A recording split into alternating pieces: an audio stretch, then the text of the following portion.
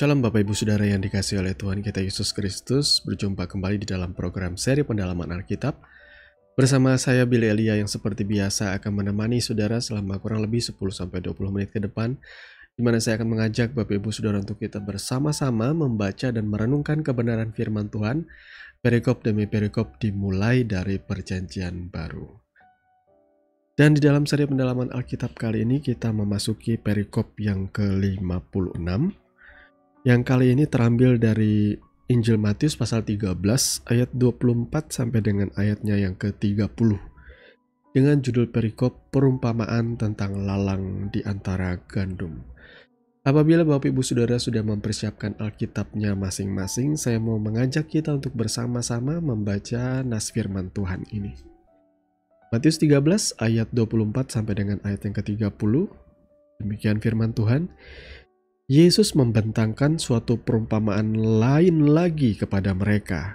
Katanya, hal kerajaan sorga itu seumpama orang yang menaburkan benih yang baik di ladangnya.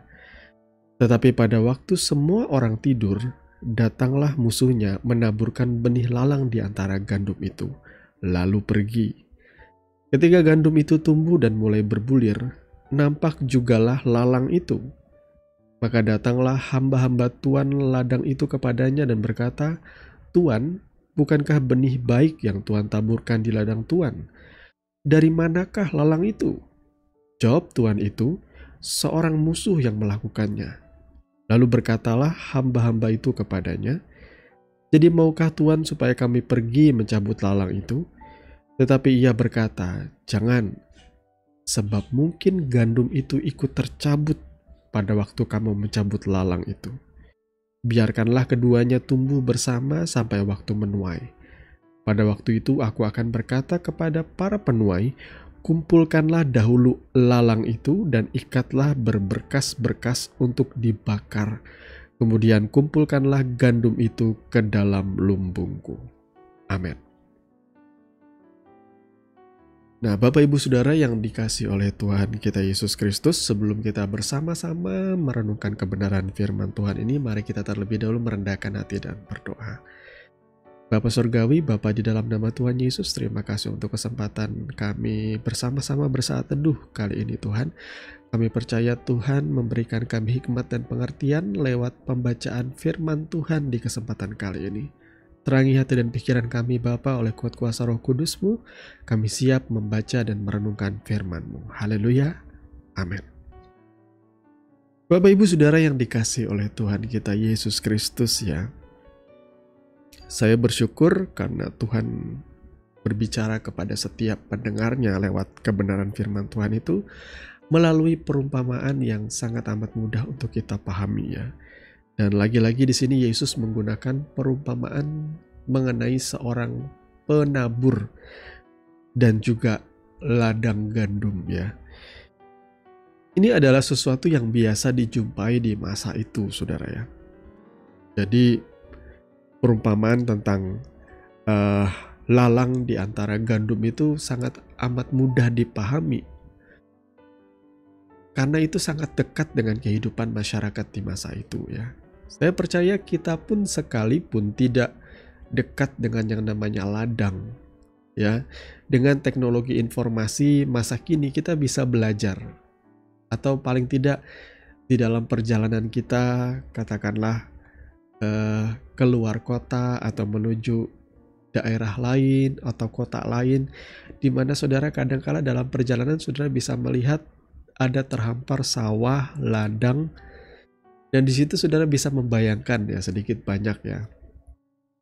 Memang dalam kasus ini bagi kita orang Indonesia mungkin akan sulit memahami ya mengenai gandum ya.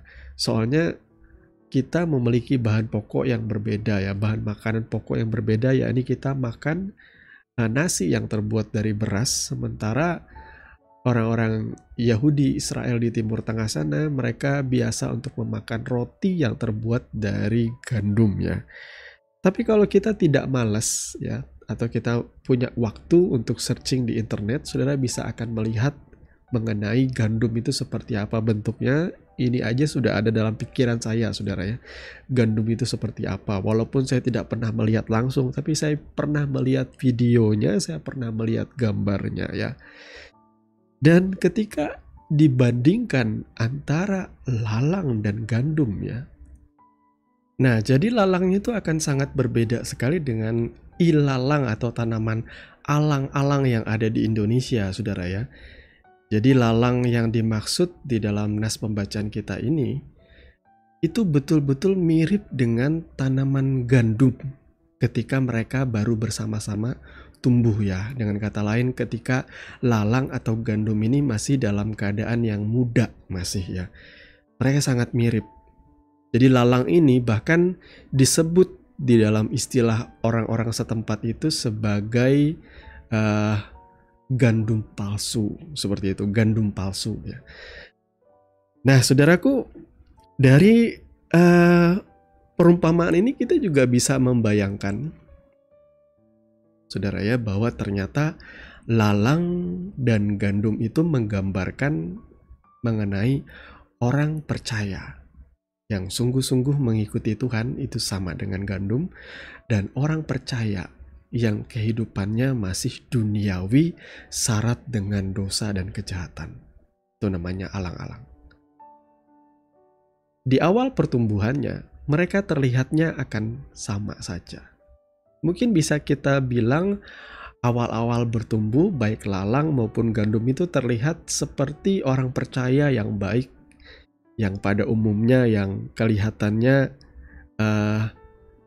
penuh dengan kebaikan, ketaatan. Tapi di dalam ia semakin hari semakin dewasa, ketika kehidupan orang percaya itu diuji oleh namanya pergumulan, masalah, dan waktu, itu akan menguji kesetiaannya sebagai pengikut Kristus. Sehingga akhirnya saya pun mengaminkan hal ini. Orang Kristen yang tadinya sungguh-sungguh di awal, itu belum tentu ia akan sampai garis finish tetap menjaga kesetiaannya untuk sungguh-sungguh di dalam Tuhan. Saya banyak melihat ini, saudara ya. Ada orang yang ketika ikut Tuhan di awal mula, yakin, penuh semangat. Bahkan diceritakan ia setiap hari berdoa menyembah Tuhan. Tapi kemudian di tengah perjalanannya, ia kehilangan imannya. Diawali dengan yang namanya godaan dalam kehidupan sehari-hari, cobaan-cobaan. Sehingga akhirnya godaan itu membuat ia berselingkuh. Kemudian berselingkuhnya dengan orang yang non-Kristen. Akhirnya kemudian ia meninggalkan istri dan anak-anaknya. Kemudian akhirnya ia melepaskan imannya untuk ikut dengan pasangannya. Dan buat saya itu adalah sebuah pembuktian. Lalang dan gandum itu tumbuh bersama-sama. Tetapi mereka yang sejati mengikuti Tuhan dengan sungguh-sungguh, mereka akan menjaga kesetiaan mereka dan tidak akan menjadi lalang. Saudara ya. Jadi Tuhan memberikan perumpamaan ini buat saudara dan saya supaya kita berhati-hati dan berjaga-jaga. Apakah saudara orang percaya? Banyak orang percaya. Apakah saudara orang Kristen? Orang Kristen lumayan banyak di negara ini walaupun bisa dibilang minoritas. Tetapi paling tidak jutaan itu ada di Indonesia ya. Banyak orang Kristen. Tapi yang Tuhan cari ialah orang Kristen yang berisi seperti gandum. Lalang dan gandum sama-sama tumbuhan yang seperti rumput ya. Mereka tumbuh di awal bersama-sama mirip sekali sampai pada puncaknya ketika mereka dewasa. Di gandum, dia akan berubah menjadi kecoklatan, kekuningan, kecoklatan, dan dia mengeluarkan bulir-bulir gandum. Sementara lalang, di awal saja dia mirip, dia tidak mengeluarkan apa-apa. Yesus memberikan perumpamaan kepada kita bahwa dari buahnya lah kamu akan dikenal. Banyak orang mengaku bahwa aku orang percaya yang sungguh-sungguh. Aku orang Kristen yang sungguh-sungguh. Tetapi buah dari gandummu lah yang membuktikan apakah engkau gandum ataukah engkau lalang. Ya. Perumpamaan ini membuat kita belajar untuk bertobat, saudaraku. Kalau seandainya saudara adalah lalang, saudara mengikuti Tuhan, beribadah, tetapi buah kehidupanmu tidak mengeluarkan bulir-bulir yang memuliakan Tuhan, maka bertobatlah. Ini adalah kesempatanmu untuk memperbaharui dirimu. Dan saudaraku, di sini ada satu hal yang menarik juga ya. Ketika hamba-hamba itu berkata kepada tuannya, "Jadi maukah Tuan supaya kami pergi mencabut lalang itu?" Dan ini jawaban tuannya ya, tetapi ia berkata, "Jangan, sebab mungkin gandum itu ikut tercabut pada waktu kamu mencabut lalang itu." Ya. Jadi lalang dan gandum tumbuh bersama-sama, katakanlah di sebuah petak atau di sebuah lahan ya, lahan pertanian. Saudara bisa bayangkan ketika lalang dan gandum tumbuh bersama, mereka akan bersama-sama menyerap nutrisi yang ada pada tanah itu. Dan biasanya yang namanya lalang atau rumput liar atau ilalang ini, dia sangat progresif gitu ya, menyedot nutrisi tanah itu.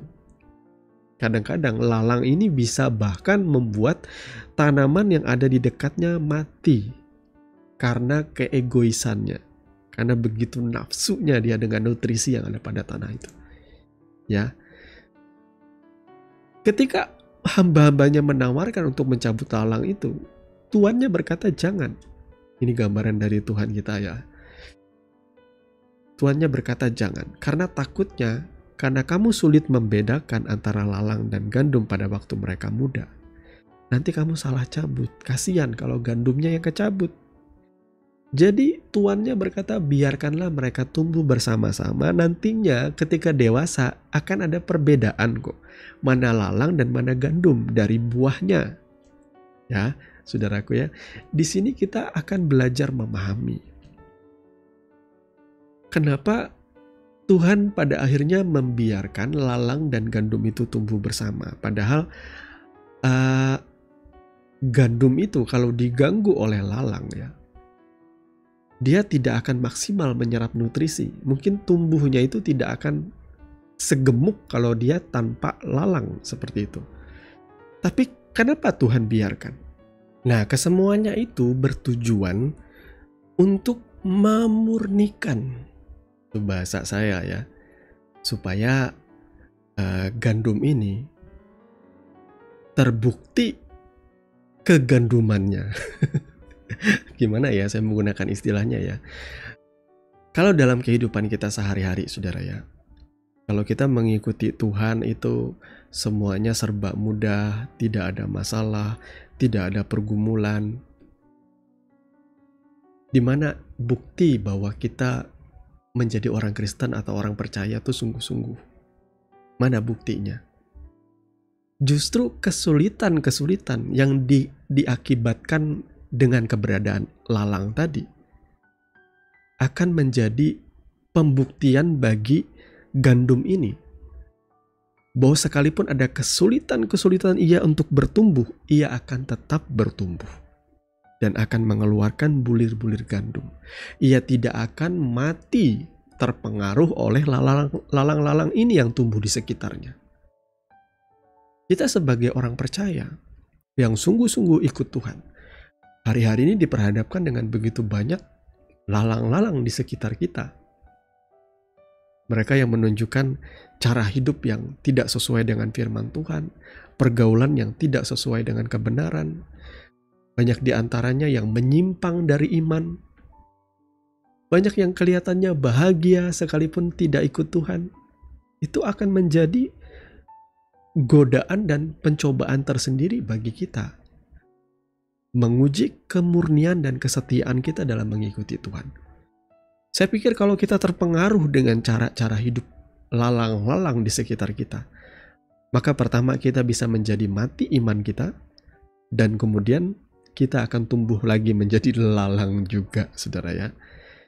Saya berharap bahwa kita semua bisa tetap teguh berdiri di dalam iman kita yang kuat bersama dengan Kristus Yesus. Di dalam perjanjian lama juga, dalam pembahasan saya di dalam podcast Mutiara hari ini yang sebelumnya ya, saya ada membahas mengenai kebutuhan dan keinginan. Di situ ada nas firman Tuhan yang berkata bahwa Yosua mengingatkan kepada setiap pemimpin-pemimpin dan orang-orang Israel pada masa sebelum ia mangkat atau pensiun dari tugas jabatannya sebagai pemimpin bangsa Israel. Ia mengingatkan mereka untuk mengikuti Tuhan dengan segenap hati. Ya, sebagaimana Tuhan memberkati dan memberikan mereka apa yang ia janjikan, ia pun bisa memberikan kutuk atau pergumulan masalah ketika mereka berpaling daripada Tuhan. Nah, kemudian Yosua berkata bahwa janganlah kamu tidak setia dengan kawin mengawinkan dengan bangsa yang ada di tanah Kanaan ini. Sehingga akhirnya mereka membawa kalian jauh dari Tuhan. Betul. Jadi kalau saudara bertanya soal tentang menikah dengan orang yang beda iman, ya Yosua sudah menekankan di sini ya. Walaupun pada masa itu belum ada istilah agama ya. Tetapi orang percaya yang diwakilkan dengan bangsa Israel, mereka adalah orang yang sungguh-sungguh mengikuti Tuhan. Sementara orang-orang di tanah Kanaan, bangsa-bangsa di tanah Kanaan itu adalah bangsa-bangsa penyembah berhala yang tidak takut akan Tuhan, yang punya cara hidup yang berlawanan dengan kebenaran firman Tuhan. Kalau saudara, Yosua mengingatkan kalau bangsa Israel itu menikah dengan orang dari bangsa Kanaan, mereka akan mencondongkan hatinya bukan lagi untuk ikut Tuhan, tetapi untuk ikut kepada penyembahan berhala dan cara hidup mereka yang jauh daripada Tuhan. Itu adalah gambaran bagi kita hari ini ya. Kalau saudara pengen menjadi keluarga yang takut akan Tuhan, yang menyembah Tuhan seumur hidup saudara, yang bersama-sama memuliakan Tuhan, pada hari Minggu bersama-sama berangkat ke gereja, Paskah, tahun Natal, tahun baru memuliakan Tuhan. Bahkan dalam kehidupan sehari-hari ada pergumulan, saudara bisa bergandeng tangan dengan seisi rumah saudara yang sama-sama memuliakan Tuhan. Maka perhatikan ini, bahwa pesan mengenai menikah dengan orang-orang yang seiman itu memang satu hal yang penting saudara ya. Supaya saudara tidak dibawa jauh dari perjanjian atau janji Tuhan dalam kehidupan saudara. Lalu Yosua menekankan satu hal lagi di sini. Tuhan membiarkan bangsa-bangsa itu tetap hidup. Dengan tujuan apa? Dengan tujuan untuk memproses bangsa Israel. Kalau mereka berbalik daripada Tuhan, maka bangsa-bangsa di tanah Kanaan itu akan menjadi penindas mereka. Tapi kalau mereka sungguh-sungguh mengikuti Tuhan, maka Tuhan akan menyatakan pembelaan dan penyertaannya. Itu akan menjawab pertanyaan beberapa orang skeptis ya, atau orang ateis. Kenapa kalau Tuhan mengasihi manusia, kenapa manusia itu dibiarkan menderita? Kenapa manusia harus diperhadapkan dengan sakit penyakit? Kenapa manusia harus diperhadapkan dengan perang, dengan orang-orang jahat? Maka ini jawabannya. Tuhan membiarkan lalang gandum itu tumbuh di antara lalang. Karena dalam kita mengikuti Tuhan, tidak cukup saudara mengikuti Tuhan itu dalam kenyamanan. Itu tidak akan membuktikan apa-apa. Ketaatan itu tidak akan pernah bisa disebut ketaatan kalau tidak ada kebebasan untuk tidak taat. Ya. Jadi kenapa di Taman Eden Tuhan menempatkan ada buah pengetahuan tentang yang baik dan yang jahat. Kalau manusia tidak ada tantangan, tidak ada masalah dalam hidupnya, tidak ada tandingan untuk memilih Tuhan, dari mana kita tahu dia begitu mengasihi Tuhan? Dari mana kita tahu dia taat kepada Tuhan? Kecuali dia punya pilihan untuk tidak taat. Seperti itu alasannya. Dan ngomong-ngomong soal penderitaan saudara ya. Kalau Tuhan mengasihi manusia, kenapa Tuhan tidak menghilangkan semua penderitaan di dunia ini? Ia melakukannya. Dengan cara apa? Dengan cara menderita bagi kita. Tidak ada orang di dunia ini semenderita Yesus, saya pikir seperti itu ya. Seorang yang begitu luar biasa baik, yang tidak punya dosa dan kesalahan, tetapi ia harus dihukum mati. Bahkan sebelum dihukum mati ia dianiaya, didera. Begitu menyakitkan, sesuatu yang tidak layak untuk diterima oleh orang yang sebaik dan sesuci itu. Tetapi itulah ketidakadilan hidup di dunia ini. Yesus pun harus mengalami hal yang sama. Ketika ia harus menanggung dosa yang harusnya tidak ia tanggung.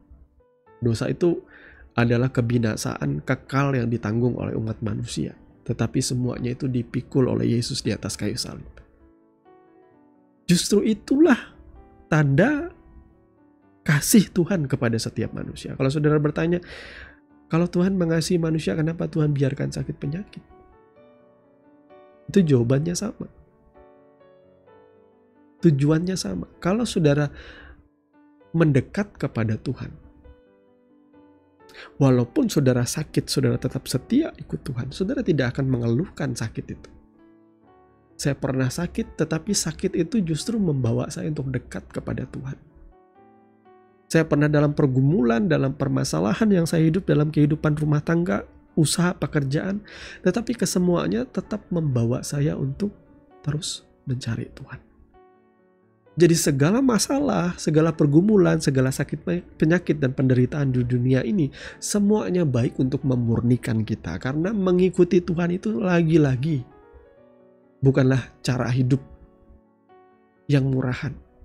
Menjadi pengikut Kristus itu adalah seharusnya orang-orang yang memang punya kesetiaan, punya cinta yang dalam kepada Tuhan.